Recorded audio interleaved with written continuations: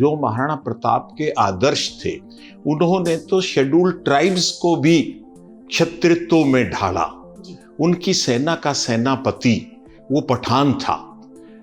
झालामान सिंह हो, उनका तो हाथी भी राम प्रसाद, चेतक घोड़ा उनका, मतलब जीव जंतु भी उनको राष्ट्रीयता में उन्होंने पिरो के रखा था। जैसा उन्होंने शपथ ली थी कि भाई महलों का मैं त्याग करूंगा, सोने चांदी के बर्तनों में मैं नहीं खाना खाऊंगा पत्तल पर, और बिछौना बिछाकर ही मैं सोऊंगा। उस टाइम रेवाड़ी में किसी महापुरुष की मूर्ति किसी चौक पर नहीं थी कि भाई इन चौकों पे महापुरुषों की प्रतिमा लगे और नाईवाड़ी पर महाराणा प्रताप की लगे। वो प्रस्ताव भी पास हो गया।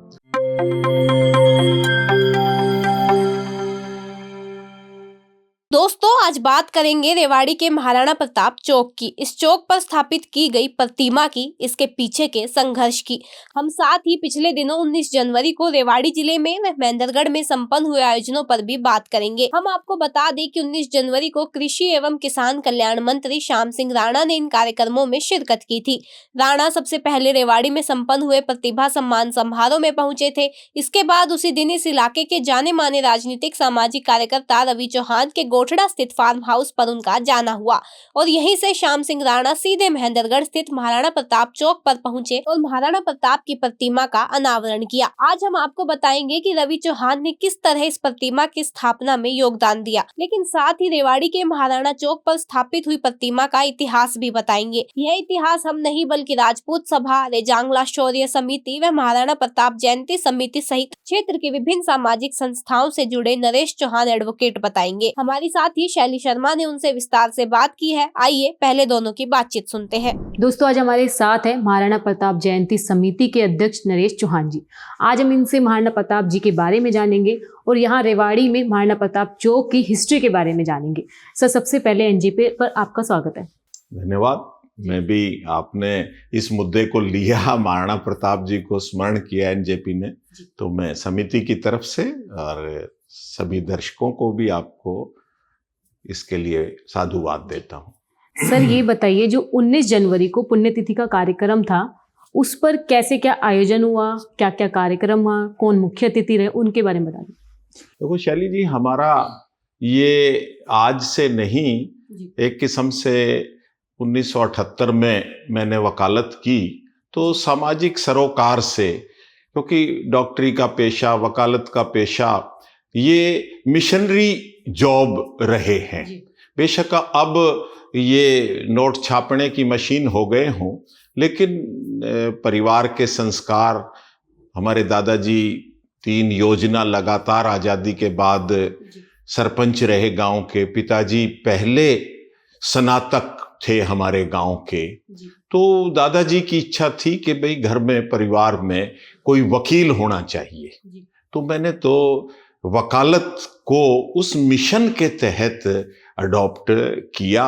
तो 1978 से ही हमारा ये राष्ट्रवाद के प्रति, शहीदों के प्रति, हमारे शूरवीरों के प्रति और महापुरुषों के प्रति एक किस्म से वो रहा।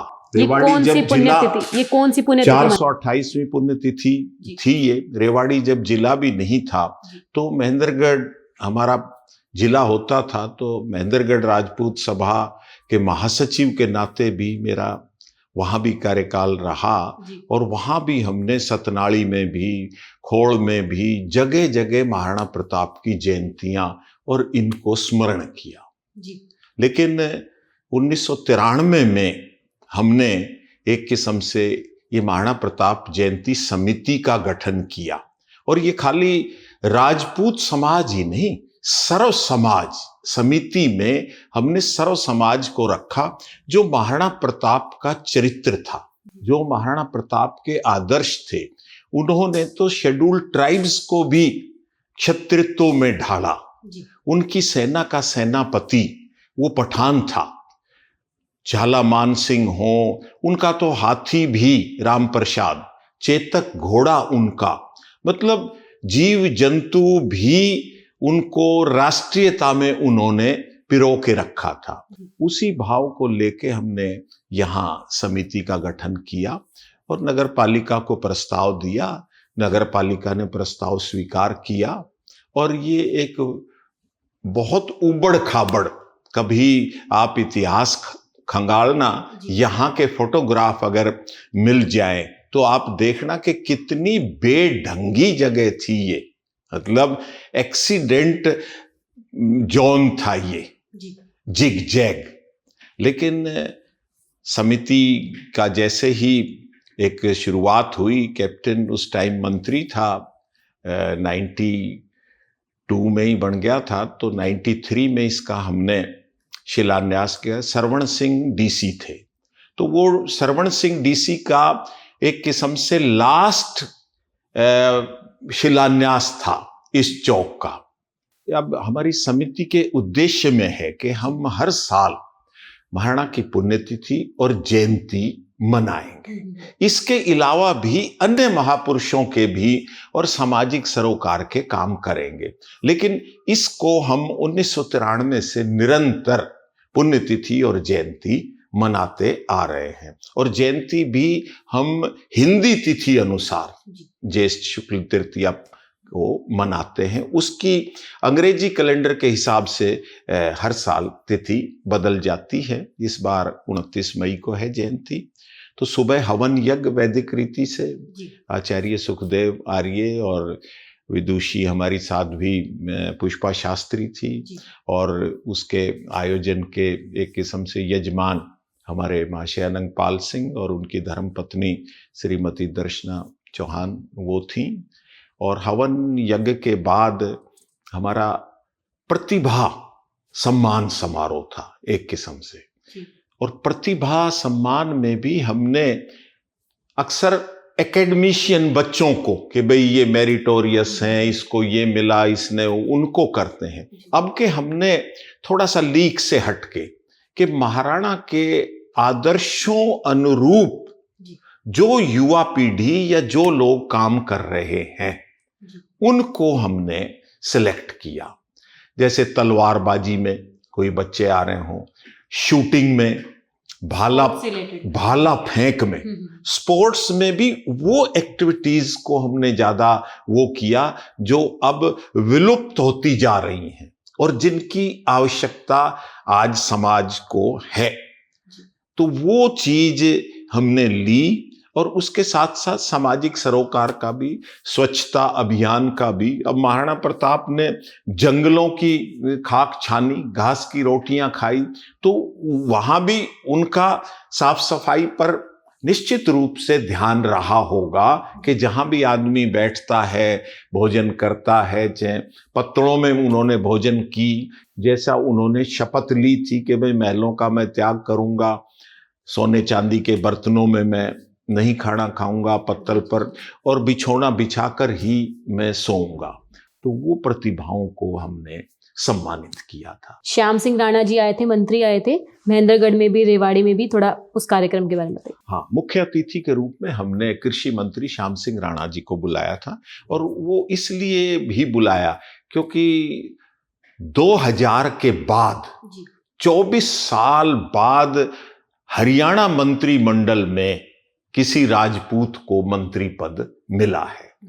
और श्याम सिंह राणा जी 2014-19 के ड्यूरेशन में यहाँ ग्रीवेंसेस कमेटी के भी प्रभारी रहे, चीफ पार्लियामेंट्री सेक्रेटरी रहे। तो वो 2-3 बार हमारे इन आयोजनों में शामिल हुए।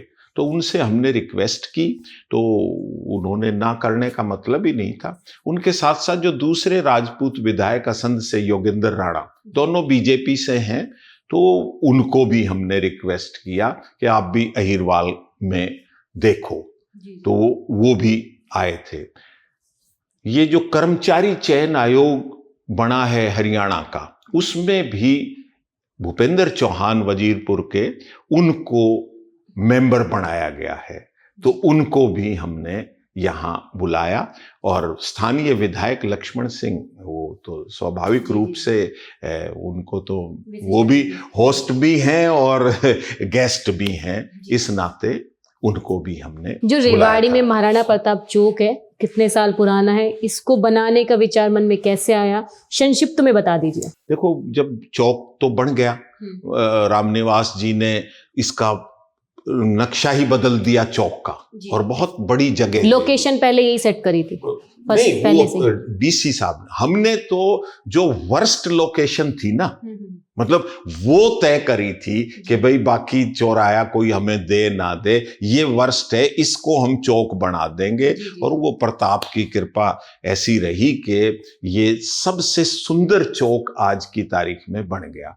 वैसे जो आप इतिहास की बात कर रही हो, तो 1985 में, जैसे मैंने बताया ना कि हरियाणा राजपूत सभा जिला महेंद्रगढ़ का मैं महासचिव था, तो हमने प्रस्ताव नगर पालिका रेवाड़ी को दिया था। उस टाइम रेवाड़ी में किसी महापुरुष की मूर्ति किसी चौक पर नहीं थी कि भाई इन चौकों पे महापुरुषों की प्रतिमा लगे और नाईवाड़ी पर महाराणा प्रताप की लगे। वो प्रस्ताव भी पास हो गया, लेकिन वो सिरे नहीं चढ़ा। और 1987 में जैसे ही चौधरी देवीलाल की गवर्नमेंट आई, रघु यादव विधायक बने, उन्होंने आनंद फानन में वहां राव तुलाराम का स्टैचू लगवा दिया।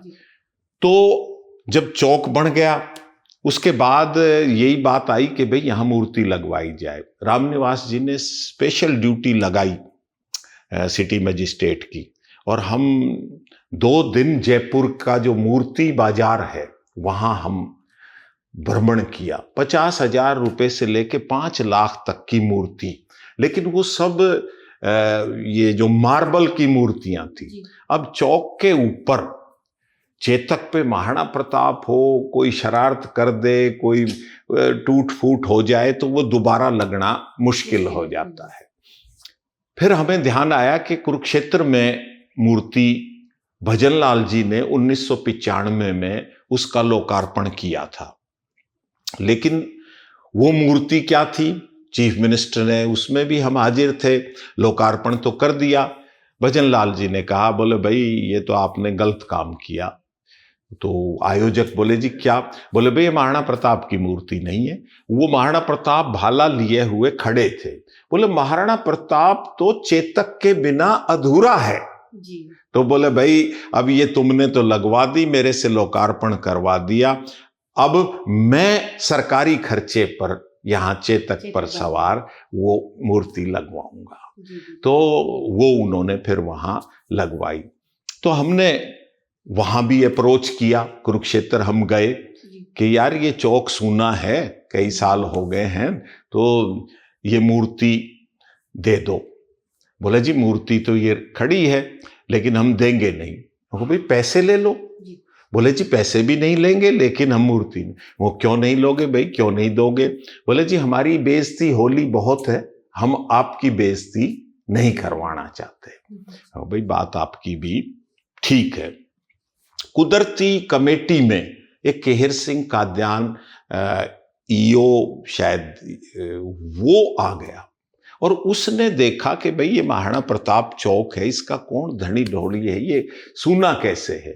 फिर कमेटी वालों ने बताया कि जी वकील साहब है नरेश चौहान, तो वो कमेटी वाले कोर्ट में आते जाते ही थे, उन्होंने मेरे से संपर्क किया। तो बोले जी कैसे? मैं कहा यार हमें क्या लगवाएं और किससे लगवाएं वो चीज समझ में नहीं आ रही है। बोले जी मैं बताऊंगा। मैं को बताओ। तो वो कुदरती उस टाइम कुरुक्षेत्र नगर पालिका में था, जब वहां कुरुक्षेत्र ये मूर्ति सीएम साहब ने लगवाई। उसने एड्रेस दिया, बोले जी ये जयराम आश्रम कुरुक्षेत्र में भी है और हरिद्वार में भी है, वहां इसकी वर्कशॉप है, उड़ीसा का कारीगर है फकीर चरण परिड़ा, और इससे ही हमने मूर्ति बनवाई थी। ऑफिशियल लेटर लिख दिया ईओ साहब ने, काद्यान ने, और वो मूर्तिकार आ भी गया। उन्होंने अपनी कोटेशन जिस तरह से सरकारी वो होता है वो बना के दे दी। जब मूर्तिकार ने ये साइट देखी ना, उसे ये साइट पसंद आ गई जी। और उसने फिर मेरे को अलग ले जाके बोला कि जी आप कमेटी को बीच में से निकाल दो, क्योंकि कई चीजें होती हैं, कोटेशन वोटेशन, हम ये साइट पसंद है। भाई हमारे पास तो पैसा नहीं है जी। हमें तो मंगती करनी पड़ेगी। बोला जी उसने शायद 3.25 लाख का वो एस्टीमेट कमेटी को भेजा था। बोला जी मैं आपको 2.25 लाख में ये मूर्ति बना दूंगा, लेकिन मुझको पैसे 2.25 कैसे आएंगे? बोले जैसे आपकी मर्जी हो, 3 किस्तों में दो, 4 किस्तों में दो, लेकिन मुझे ये साइट पसंद है महाराणा प्रताप की मूर्ति के लिए। बोले नहीं, हम आपको फिर 3 किस्तों में पेमेंट कर देंगे, एक एडवांस करेंगे, एक जब मूर्ति बन जाएगी जब करेंगे, और एक जब इसकी इंस्टॉलेशन आप कर दोगे उस टाइम करेंगे। उन्होंने एग्री कर लिया। प्रोफेसर रणदेव, विनीत सिंह तंवर, सरकारी वकील, मतलब हम 3-4 आदमी बैठ के सलाह मशवरा करते थे। तो फिर ये बात आई कि यार ये पता नहीं क्या बना के लिया है वहां से, हरिद्वार से, जैसे राव तुलाराम का वो बस्ट ही लगा दिया, जो आज तक अखर रहा है पूरे इलाके को, लगाने वालों को भी, बनाने वालों को भी। कोई बात आपकी ठीक है, क्या इलाज? बोले भाई ये कहो इससे कि हमारी आंखों के सामने यही बनाए। अच्छा। कहो भाई ये बात हुई है? कहो भाई परिड़ा जी, साथी लोग कह रहे हैं कि आप, हम रोज देखेंगे इसे कि कहीं कमी तो नहीं है, कैसा घुमाव है, कैसा वो है, बारीकी से, और हम सजेस्ट करते रहेंगे। वो बोले जी ठीक है, मुझे 20 आदमियों का मेरा जो कारीगर होंगे, एक छत चाहिए और पानी चाहिए, बाकी खाना वगैरह वो सब हमारा होगा। तो हमने मॉडल टाउन में जो राधा कृष्ण मंदिर है, रणदेव साहब उसके प्रधान थे, तो वो बोले भाई ये व्यवस्था हो जाएगी। उन्होंने देखा और उन्हें पसंद आ गई, और उन्होंने 2 महीने में ही, मैं समझता हूँ 2-2.5 महीने में, हम रोज देखते और भी लोग देखते सारी चीजें, और वो मूर्ति उन्होंने बना दी, और वो आज हमारे सामने है, जिसको इस मूर्ति के बाद, मतलब हरियाणा के 4-5 जिलों को तो मैं कह नहीं सकता, बाकी हर जगह, और तकरीबन उसी मूर्तिकार से, और फिर अटल जी के टाइम में, मतलब पार्लियामेंट में भी जो मूर्ति 2 करोड़ रुपए लागत से पूरा दरबार, पूरी सेनापति और वो महाराणा प्रताप के, वो भी इस मूर्तिकार से ही उन्होंने, जसवंत सिंह जी जसोल जो थे, उन्होंने अपने खर्चे पर बनवाई। जो मूर्ति बनाने में अमाउंट लगा वो किसने दिए, कहाँ से आपने जुटाए, कैसे क्या किया? बहुत बहुत अच्छा सवाल आपने। मतलब अब 2.25 लाख का फिर हमने, वो हमारे 3 आदमियों की जो कोर कमेटी थी बैठ के, तो उसमें हमने तय किया कि इसको कैसे डिवाइड करें। तो 2100 रुपए, आज से 26 साल 27 साल 1997 की बात है ये, कि हमने तय कर लिया कि एक रसीद बुक छपवाएंगे, और उसमें 1 से और 100 तक दूसरी रसीद बुक नहीं होगी, और 2100 रुपए बस, ज्यादा भी नहीं और कम भी नहीं। वो हमने सॉर्टिंग करके, कई आदमियों ने, भगत मंगतूराम जी अब स्वर्गीय हो गए, बोले यार तुम्हें तो मांगना भी नहीं आता। मैं जी क्यों? बोले कोई फालतू दे तो वो उसकी 2 पर्ची काट देंगे।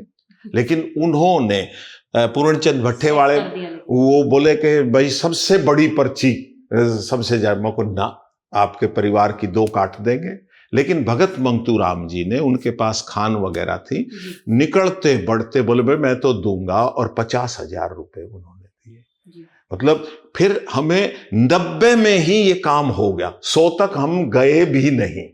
वो इसलिए जसवंत बावड़ भी मेरे पास ही वकालत करता था, वो भी मंत्री था, 20,000 रुपए बोले जी मैं दूंगा। कृष्णा गहलावत वो मंत्री थी, आज भी विधायक है, 11,000 रुपए बोले मैं दूंगी। कर्नल राम सिंह सांसद थे, अपने आप आने लगे लोग, अपने आप आने लगे। और आज भी बहुत सौ का उलाहना है, बोले यार हम 2100 रुपए लायक नहीं समझे आपने। मुखर्जी जी हमारा टारगेट पूरा हो गया, तो हमने पैसा इकट्ठा थोड़ी करना था। आप नरेश को सुनकर पूरी बात समझ चुके होंगे, यह भी समझ गए होंगे कि किन परिस्थितियों में महाराणा प्रताप चौक रेवाड़ी की स्थापना हुई। आपको हमारी यह रिपोर्ट कैसी लगी, कमेंट बॉक्स में जाकर बताइएगा जरूर।